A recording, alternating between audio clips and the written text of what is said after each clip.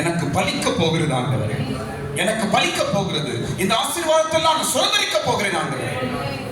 எனக்கு தான் சோத்திரம் பண்ணுங்க. இது எனக்கு தான், இது அப்படியே எனக்கு பலிக்கும். பைபிள் சொல்லுது அப்படியே பலிக்கும் என்று சொல்லப்பட்டிருக்கிறது.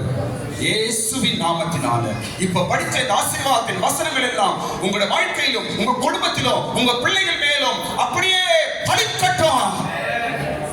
எல்லாரும் ஒரு 3 ஆமென் சொல்லுங்க.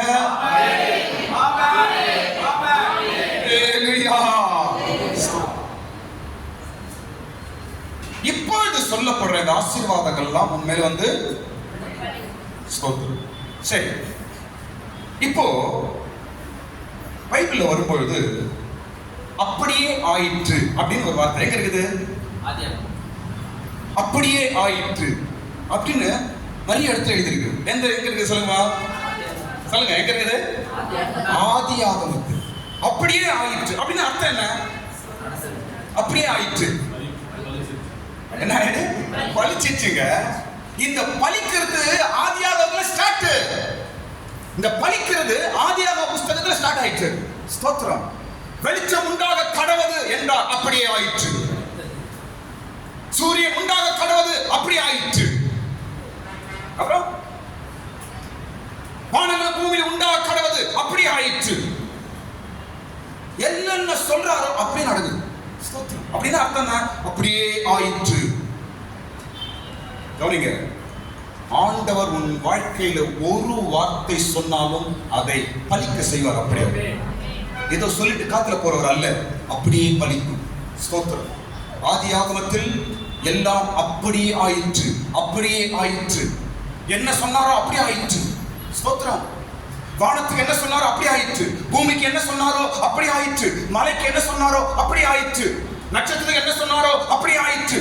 நிலாவுக்கு என்ன சொன்னாரோ அப்படியே ஆயிற்று. ஸ்தோத்திரம். இன்னைக்கு உனக்கு என்ன சொல்றாரோ அப்படியே ஆகும். கையை தட்டு, கையை தட்டு. உனக்கு என்ன சொன்னாரோ அப்படியே நடக்கும், அப்படியே ஆயிற்று.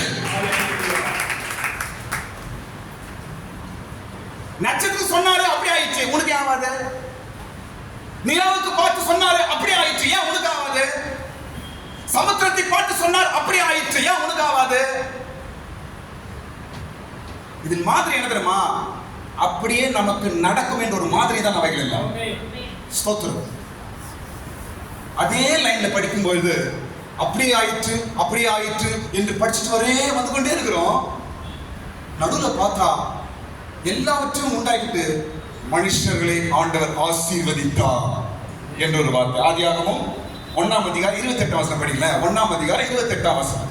அப்படியே ஆயிற்று, அப்படியே ஆயிற்று பண்ணிட்டே வந்து கடைசியில் என்ன பண்ற? எங்க வந்து முடியுது அப்படின்னா, மனுஷர்களை அவர் 28ஆம் வசனம் சீர படி.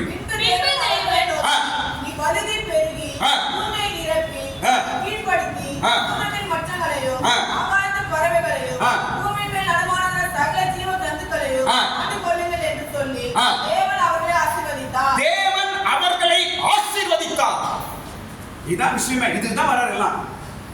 இதான் மெயின் விஷயமே. இதான் அப்படியே ஆயிற்று. எதுக்கு? மனுஷன் ஆசீர்வதிக்கப்படும்படிக்கு. அப்படி ஆயிற்று. எதுக்கு? மனுஷன் ஆசீர்வதிக்கப்படும்படிக்கு. ஸ்தோத்திரம். வான ஆசீர்வாதமா இருப்பதல்ல, நட்சத்திர ஆசீர்வாதமா இருப்பதல்ல. ஸ்தோத்திரம். இது எல்லாம் எங்க வந்து சேருது? மனிதனின் ஆசீர்வாதத்திற்காக தான். ஆமென். ஸ்தோத்திரம். நான் சொல்ற கவனிங்க, எல்லாம் பாருங்க. உங்க வாழ்க்கையில சுற்றி என்ன நடக்குதோ அதெல்லாம் உங்களுடைய ஆசீர்வாதத்துக்காக தான். கையை தட்டுங்க, விசுவாசமா கையை தட்டுங்க. உன்னை சுற்றி எது நடந்தாலும் அது உன் ஆசீர்வாதத்துக்காக தான் தேவன் செய்து கொண்டிருக்கிறார். உன்னை சுற்றி எது நடக்கட்டும், உன் சமுதாயத்தா இருக்கட்டும், உன் குடும்பத்தை சுற்றியா இருக்கட்டும், உன் பிள்ளைகளை சுற்றி எது நடந்தாலும் அது சுத்தி சுத்தி கடைசியில உனக்கு பிளஸிங்கா தான் நிற்கும். ஆமென். தேவனுடைய வாக்குத்தத்தம் இதான், தேவனுடைய திட்டம். அப்படியே ஆயிற்று, அப்படியே ஆயிற்று. கடைசியில என்ன ஆயிற்று? மனிதனுக்கு ஆசீர்வாதம் உண்டாயிற்று. கர்த்தருக்கு ஸ்தோத்திரம். இந்த நாளில் ஆண்டவர்